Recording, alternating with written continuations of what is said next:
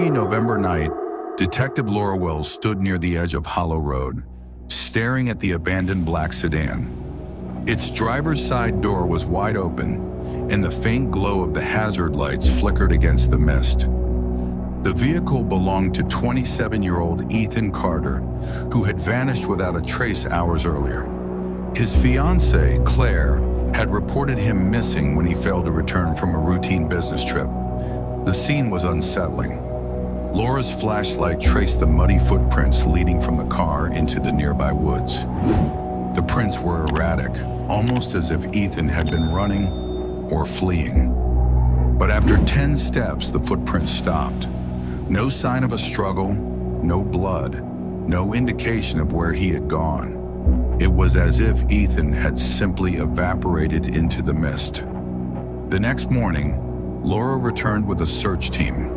Drones scoured the dense forest, and police dogs tracked Ethan's scent, but it always ended in the same spot, the middle of the woods where the footprints ceased. Then the first clue emerged. Near the tree line, they found a crumpled cigarette butt. It was fresh, still warm, meaning someone had been there moments before the team arrived. Stranger still, a faint boot print, larger than Ethan's, was found pressed into the mud nearby. As night fell, Laura decided to investigate further alone. Her flashlight barely cut through the thickening fog as she followed the direction of the boot print. After 20 minutes of walking, she came upon a ramshackle wooden cabin hidden deep in the woods. The windows were boarded up, and the door hung slightly ajar. Inside, the stench of decay filled the air. Laura's flashlight caught glimpses of rotting food, blood-stained floorboards, and a grimy mattress. In the corner, she found a Polaroid photo tacked to the wall. It was of Ethan, his face battered, eyes hollow with fear. Scribbled on the photo in shaky handwriting were the words, "He sees me." Then she noticed something chilling. More Polaroids, dozens of them.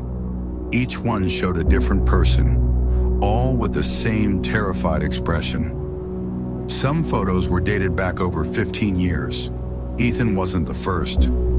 As Laura turned to leave, she heard faint breathing behind her. Spinning around, she saw nothing, but the sound grew louder.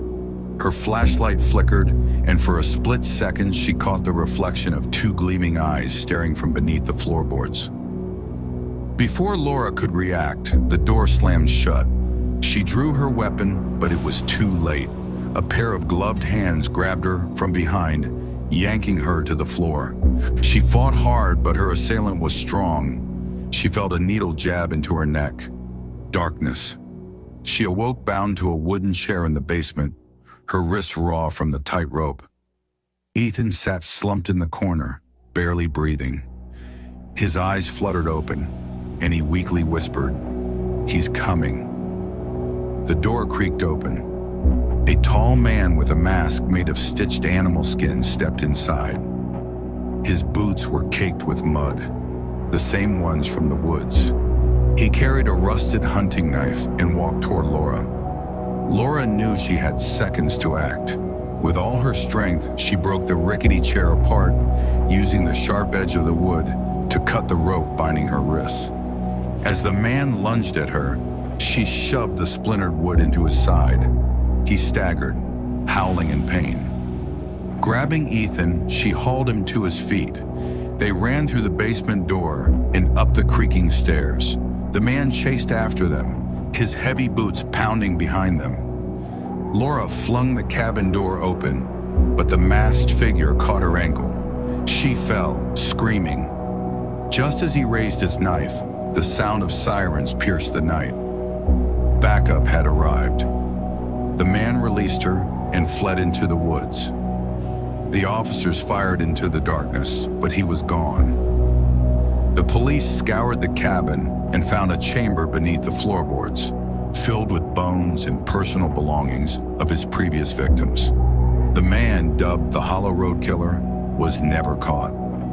Ethan survived, but was left broken by the trauma. Laura, now hailed as a hero, knew she would never forget the Hollow Road or the face of the man in the mask. a face she knew she might one day see again.